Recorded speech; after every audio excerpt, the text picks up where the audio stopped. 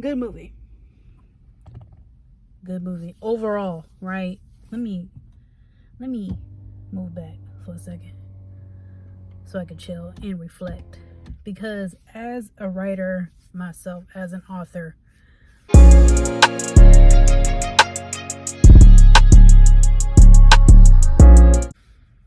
I'm really big, like huge, on character building.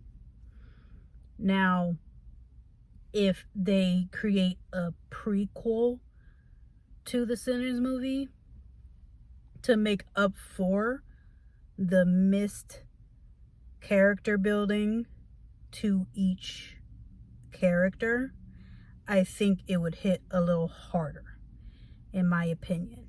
Okay. Now, I'm real harsh when it comes to movies, when it comes to endings, when it comes to the whole context. So I may have a more unpopular opinion because of my writing style and the way my mind works as a writer, right? Overall, I'm glad that some historical contexts were brought in. However, I am tired of the slavery dynamic depiction all the time. Just a known thing. Like, when lynchings happen, especially to males, like, they would cut their Johnson, if you will. And when things like that are not completely said, when things like that are continuously said, it always irks me, because I know people in my bloodline experience that, and that will never be okay. And that's what made me kind of emotional with everything. I love Michael B. Jordan, okay, but I know there are twin actors that could have like done the same thing. Now, mind you, I appreciate the reverse engineering in which the director did in Michael's talent that made him do what he did for the film. And that was a little backstory where the actors that were in portraying the twins, like the actor or double, if you will, there were some scenes in which it had to be filmed in reverse with a new helmet or dot facial recognition technology for Michael B. Jordan to play both parts. Now, that is genius, right? Saves you money too. I mean, hey, it is what it is, right? But the fact that Michael B. could be both characters and play them and deliver, that's what I appreciate as well. And the fact that I was thinking too, because Stack and Smoke, right? Red pill, blue pill, whatever may have you, that was just I think a slight innuendo in there. Stack, literally, let's get this money, stack it up, right? Smoke, gone, like as the Bible says, your life pretty much is a plume of smoke, right? It passes by very quickly. So I don't know if that was the writer's intention, but that's what I got out of it. And the biblical understanding or depiction of temptation is what I got from it. Now, other people don't probably think that deep. They probably won't. And that's what I thought was brilliant about it in that analogy in itself. Because it had me like, damn, they really are stuck. Vampires are really stuck in that body, not able to feel the warmth of the sun, not be able to experience aging, especially if they turn in a young age. So does their mental stop? Their progression in their wisdom, does it stop? Are you literally a stone in time that just surpasses everybody? So that's what I was thinking too. But I was like, damn, that low-key could be cool. Like, but that's the whole thing about everlasting life. You know what I'm saying? Sure, with the life cycle, you're born in diapers and you probably leave in diapers, God willing. right? You, God willing, you are able to fill and have the whole circle of life happen, right? To be able to grow old and have a full life, right? Because a lot of people think they accomplish stuff so early that they don't really particularly need to do anything extra. The lore through music, because a lot of people also say that music is a tempting thing, whether secularly, gospel, whatever may have you. Music has been and will probably forever be a tool of healing and a tool of taking you to a certain place. Because I know that one riff in the one song that the woman that plays Mary, she sings it, the beat itself, I can't get over that beat. And it was initiated in a few scenes actually. And I could hear that riff in that loop for hours. And it takes me somewhere. So the fact that the music component was in there, I thought was very well done. Backstory though, to me it needed a little bit of work. In a way, in a deeper way, how fellowship can be detrimental to you.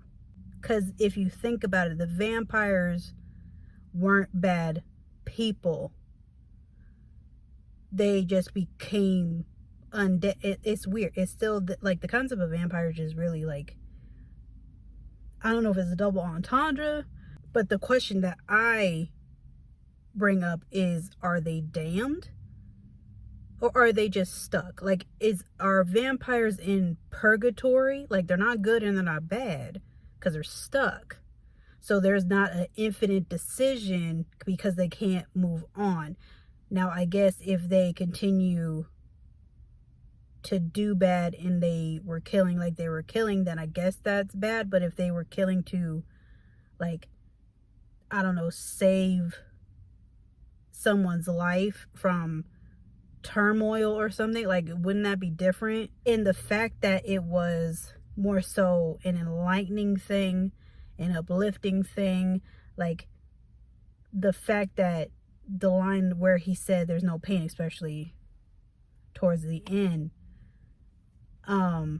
that may be true, but that's the point of everlasting life. Again, the whole thing with the full circle of life, like, hopefully that you are granted everlasting life. And some people may think that's not guaranteed. And some people think like grace is forever. But to me, in my opinion, it's not. You have to be a person that deserves that grace through your works. Because without faith and works is dead, right? So I battle with that concept because a lot of people say, like, no, Bible says grace runs out. So is the vampire way as a cop-out for people that don't have that grace anymore? So that way they don't have to face their sins, because again, the movie is called Sinners, so they don't have to face their sins. Or if they do get the stake to the heart, traditional. And I like that they kept that traditional that way too, with the whole folk tales about them. So if you experience that, the garlic to the face, whatever may have you, again, if you don't meet that demise and you continue to live, it's like, how do you move around? How do you not get caught? How do you not die? You know? And it's just, I think it's another metaphor that people are literally trying to run from their sins and they can't. Like, you can feel good all you want in this stuck state, right? In this lost state. But at the end of the day, eventually, it is going to be a thing, you know? and it's gonna catch up to you. So that's what author Ash had to say about the movie. And if there are more movies coming out, because, you know, things with speculation and whatever may have you, again, a prequel, that would be the best thing, I think, for them to really know how Mary and Stack, you know, little coups situation, right? How that even became to play in the baby and so forth. How was that relationship, and how did the baby, whatever.